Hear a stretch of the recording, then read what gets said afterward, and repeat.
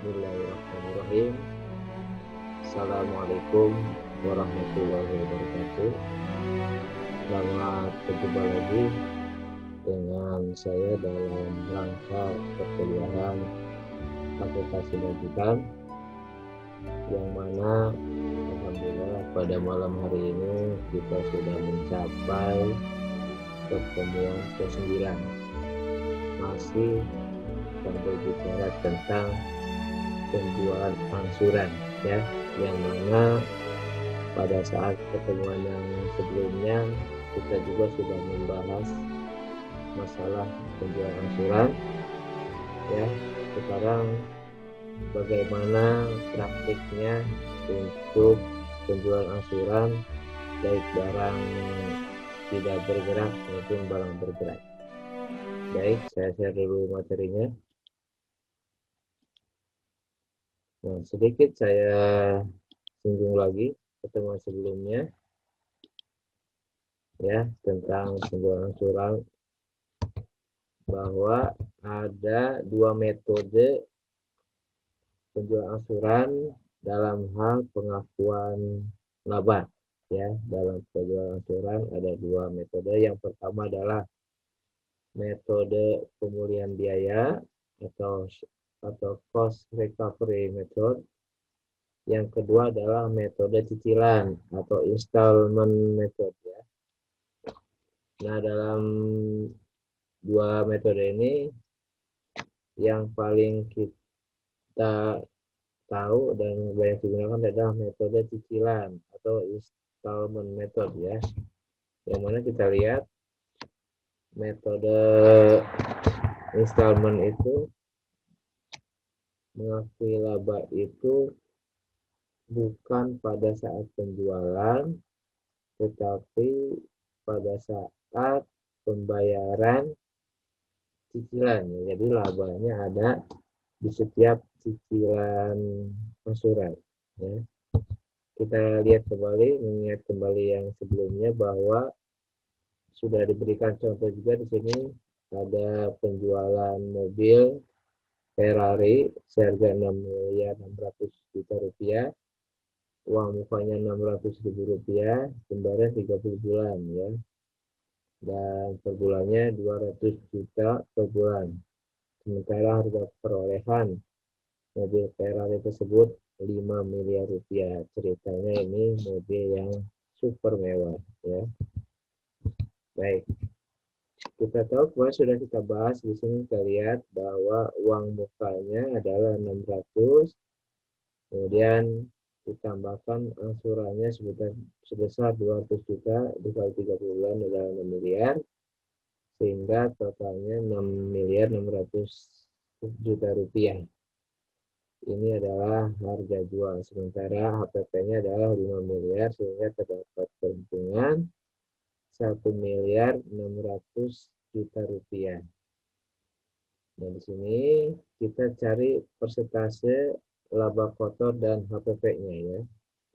Bahwa laba kotor itu adalah 1,6 dibagi dengan harga jualnya 6,6 miliar dikali 100%, sehingga didapatkan 24,24%, dan juga HPP-nya adalah 5 miliar dibagi harga jual 6,6 miliar kali 100% adalah 75,76% rupiah. Di sini artinya bahwa dalam setiap cicilan angsuran itu, apabila kita ingin menghitung laba kotornya berapa, maka kalikan dengan 24,24% dari setiap pelunasan cicilan. Seperti itu, ya. Nah, sehingga di sini kesimpulannya, nah, sini, ya, setiap cicilan yang masuk dari 2 juta itu adalah dikalikan 24,24%, sekitar 48.480.000 rupiah. Nah, sehingga secara pasti kita dapat simpulkan bahwa pengakuan untuk laba kotor atas penjualan angsuran adalah diketahui dari setiap cicilan angsuran, bukan pada saat penjualannya. Paham ya? Semoga bisa dipahami. Dan pada hari ini kita akan membahas masalah implementasinya ya, baik kepada barang tidak bergerak maupun barang bergerak ya. Mungkin dalam kesempatan video ini yang akan saya beri contoh adalah kasus penjualan barang tidak bergerak ya. Baik, kita lihat dulu eh, eh, penjelasannya ya, bahwa di sini untuk penjualan angsuran barang tidak bergerak ini kita lihat perbedaan antara harga penjualan dengan harga pokoknya dicatat sebagai laba kotor yang belum direalisasi tadi, contohnya 1,6 itu pada saat penjualan belum terrealisasikan ya, dan pada periode baru ya diperhitungkan jumlah keuntungannya ya sebesar prestasi laba kotor dikalikan dengan jumlah angsuran yang telah terima. Bisa di akhir periode ataupun di setiap bulannya, kan biasanya cicilan masuk itu setiap bulan ya. Sementara untuk barang-barang bergerak seperti di sini contohnya barang dagangan ya, hampir sama dengan barang tidak bergerak, hanya di sini untuk kasusnya nanti harap dibedakan mana penjualan reguler atau tunai ya, mana yang penjualan angsuran. Tata cara perhitungannya sama dengan penjualan angsuran barang tidak bergerak. Intinya adalah pengakuan laba kotornya terdapat di setiap cicilan angsurannya, bukan pada saat penjualannya. Paham ya, saudara-saudara? Oke, baik. Untuk hari ini pun kita akan coba bahas soal-soal yang ada di LTM atau latihan tugas mahasiswa di pertemuan ke-9 ya. Saya akan bahas satu yang A-nya, sementara yang B-nya nanti dilanjutkan oleh kalian. Baik, saya beri waktu sekitar beberapa saat untuk kalian mempersiapkan terlebih dahulu LTM dan juga Excel-nya untuk menjawab pertanyaan ini ya. Baik, dimulai sekarang. Saya beri waktu. Silakan untuk menjawab ini.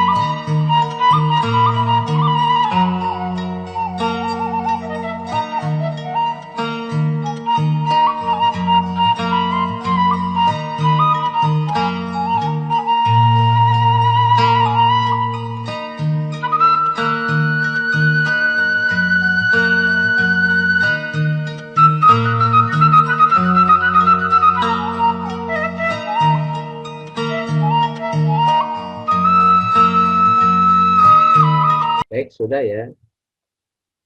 Kalau sudah siap, mari kita bahas contoh praktek untuk pencatatan penjualan angsuran untuk barang tidak bergerak terlebih dahulu ya. Di sini kita lihat contohnya adalah diketahui PT Mikita adalah perusahaan yang bergerak dalam bidang properti perumahan ya. Pada tanggal 5 Oktober 2008 menjual sebuah rumah kepada Tuan Sudibyo senilai 2,5 miliar rupiah di daerah Pondok Kelapa, Jakarta Timur. Menurut pembukuan PT Nikita, harga pokok rumah tersebut adalah 2 miliar, sehingga kita tahu keuntungannya adalah 500 juta rupiah ya, didapat dari 2,5 miliar dikurangi 2 miliar rupiah, sehingga keuntungannya tadi 500 juta rupiah. Baik, ketentuannya adalah dalam kontrak sebagai berikut. Pertama, pembayaran pertama atau DP-nya ya adalah 1 miliar rupiah pada tanggal 6 Oktober 2008. Kemudian PT Nikita dan Tuan Sudibyo setuju untuk menghipotekkan rumah tersebut. Apa itu hipotek? Hipotek adalah hutang jangka panjang dengan agunan tertentu ya. Jadi kalau kita ngambil perumahan di di, di, di satu perumahan biasanya apa sih agunan yang dihipotekan yang dijadikan jaminan, yaitu ada surat tanah dan surat rumahnya, biasanya gitu ya, ditahan sampai dengan lunas, baru surat-surat rumah kita tersebut akan diserahkan oleh bank ya. Nah ini pun sama,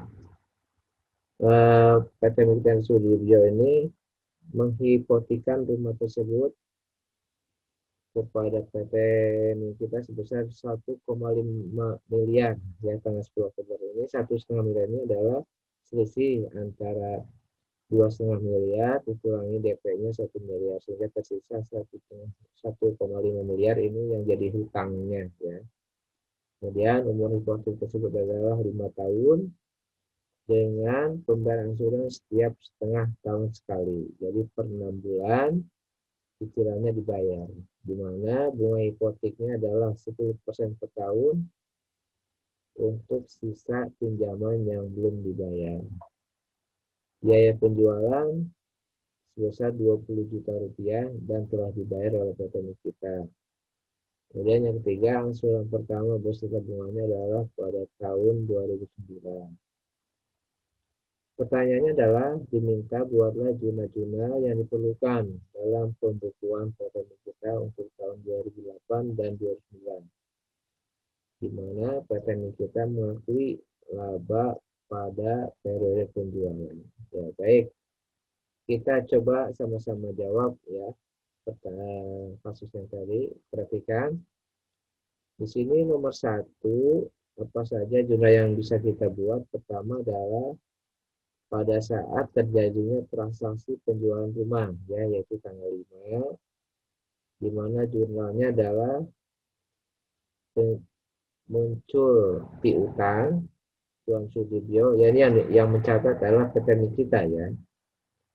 Muncul piutang di debit, kemudian kreditnya rumahnya sendiri dan juga labanya. Piutangnya 2,5 M, rumahnya 2 M, sehingga labanya 500 juta rupiah. Bisa kan? Ini mudah sekali ya. Kemudian pada tanggal 6 kan Tuan Sudiryo bayar ya DP 1 miliar rupiah, maka jurnalnya adalah Nikita mendapatkan uang cash sebesar 1 miliar di debit ya, dan juga mengurangi utang Tuan Sudiryo 1 M, sehingga piutang Sudiryo ini tersisa 1,5 M ya. Dan inilah yang dihipotekan ya.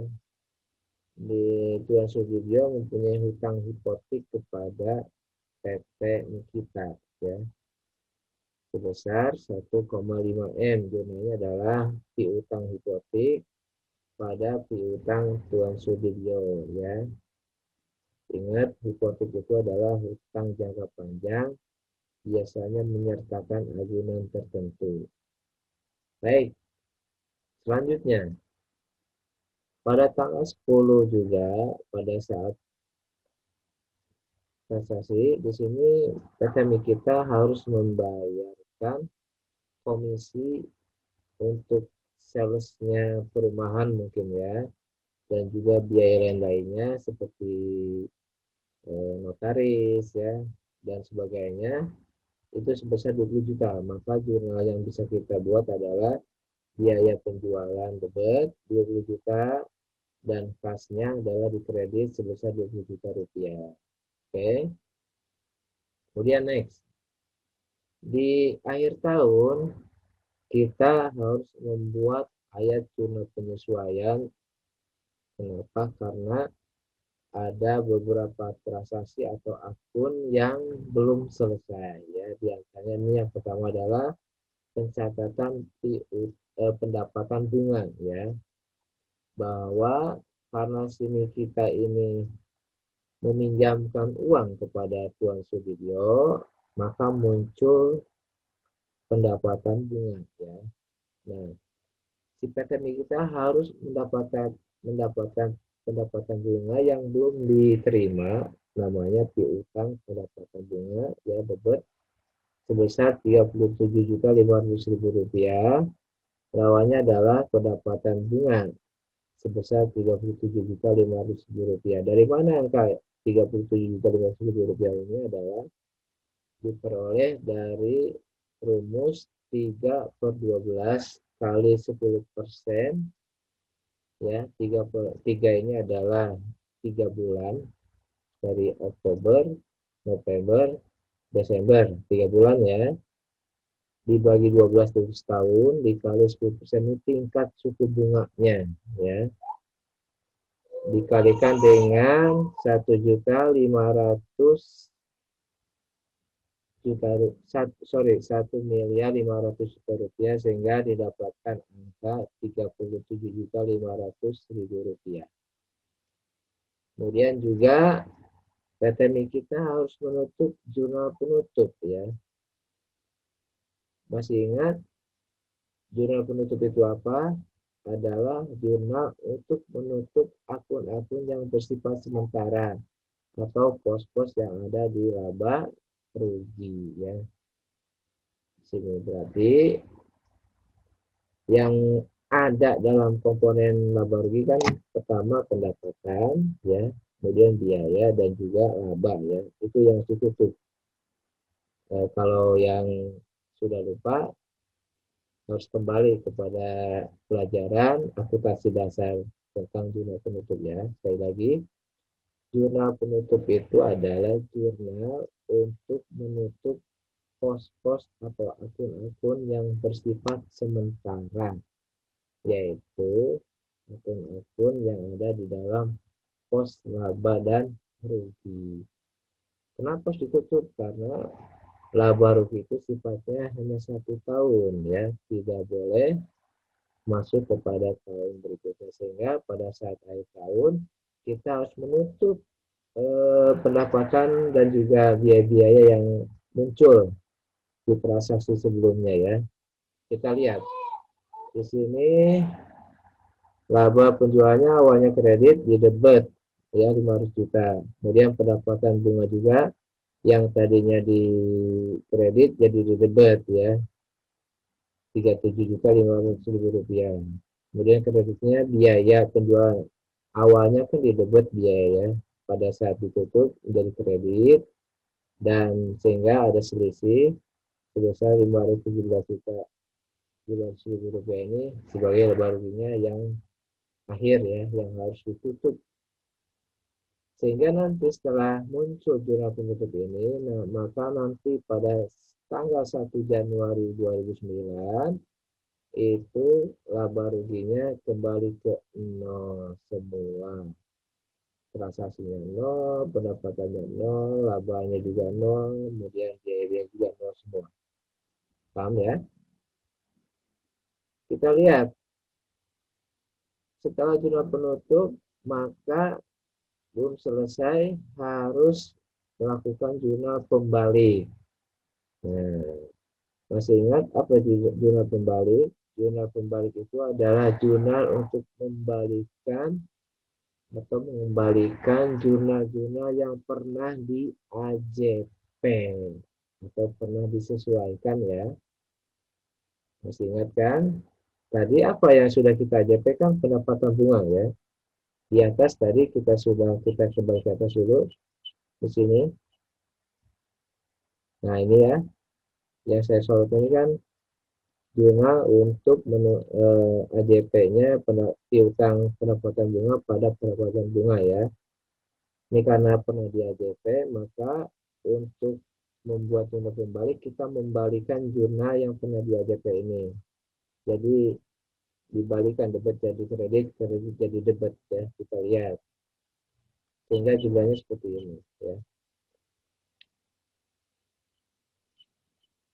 Pendapatan bunganya menjadi debit yang awalnya kredit ya, kemudian piutangnya yang awalnya debit menjadi kredit, sehingga nanti pada saat bulan Januari tersebut eh, kembali ke normal ya, untuk akun-akun neraca. Kalau ini akun-akun neraca ya, bukan akun laba rugi lagi, karena kalau laba rugi itu sudah nol, tidak ada lagi ya.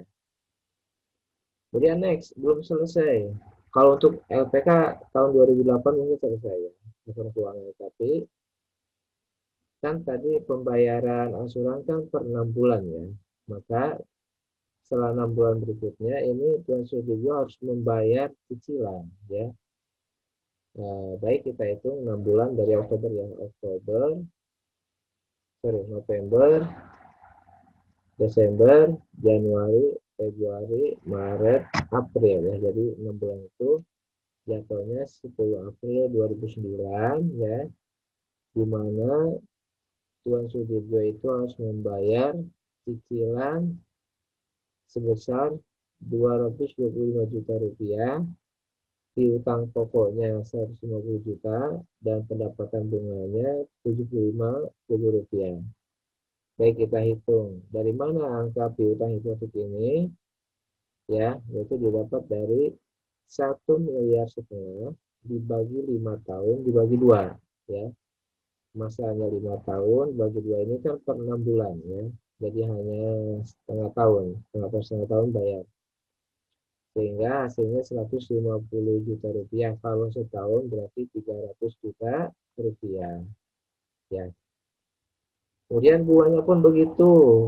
Hanya setengah tahun 6/12 kali 10% dikali 1,5 miliar, sehingga didapatkan angka 75 juta rupiah.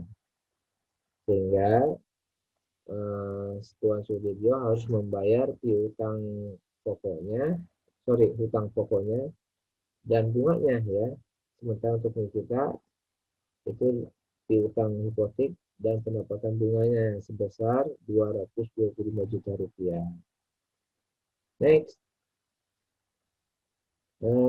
transaksi tanggal 10 juga ini, transaksi cicilan kedua ya, cicilan kedua yaitu 6 bulan yang kedua, ada di bulan Oktober. Kita hitung lagi dari April berarti Mei, Juni, Juli, Agustus, September, Oktober ya. Jadi 6 bulan berikutnya Oktober tanggal 10 sama ya. Sama, dia pokoknya 150 juta, pendapatan bunganya turun 67.500.000 rupiah. Kenapa turun? Karena pokoknya sudah berkurang ya, dari 1,5 miliar menjadi 1,350 miliar rupiah. Silakan dihitung sendiri, rumusnya ada 6/12 kali 10% dikali 1,350 miliar rupiah. Didapatkan 67.500.000 rupiah, ditambahkan pokoknya 150, sehingga total cash yang sudah kepada kita adalah sebesar 217.500.000 rupiah ya. Dan seperti biasa, ini pattern kita juga harus menjurnal AJP ya, piutang pendapatan bunga pada pendapatan bunga 30 juta ya, karena ada 2 bulan ya, 2 bulan yang belum terrealisasi, yaitu bulan Oktober dan Desember, harus dicadangkan dulu atau di AJP dulu ya. Dan di sini terakhir pendapatan bunga pada laba rugi ya, menjurnal pendapatan bunganya pada laba rugi. Ini dapat dari mana? Yaitu 75 juta ditambah 67.500.000 rupiah yang sudah dibayar ini ya. Ini akan menjadi satu pendapatan bunga yang akan menambah laba rugi. Baik, demikian untuk pembahasan soal yang pertama ini ya, tentang penjualan angsuran untuk barang tidak bergerak, contohnya adalah penjualan rumah, ya. Ini yang seringkali kita temukan banyak di lapangan. Biasanya untuk pengambilan rumah sistem cicilan itu kita kenal karena banknya lewat bank BTN, ada istilah ngambil rumah lewat BTN alias bayar tapi nyicil, ya. Ya nggak apa-apa, memang sudah kerennya seperti itu, mudah-mudahan yang penting terbayar saja, ya, gitu, seperti itu. Baik, terima kasih atas perhatiannya, mudah-mudahan bisa dipahami dan semoga bermanfaat, ya. Untuk selanjutnya yang soalnya silahkan dikerjakan, dan apabila ada yang masih mau ditanyakan silahkan kita chatting di chat e-learning BSI ASID ataupun di WhatsApp group, ya. Baik, semoga bermanfaat. Kalau bermanfaat silahkan jangan lupa klik subscribe, like, and share. Sampai jumpa di pertemuan berikutnya. Wassalamualaikum warahmatullahi wabarakatuh. Selamat malam.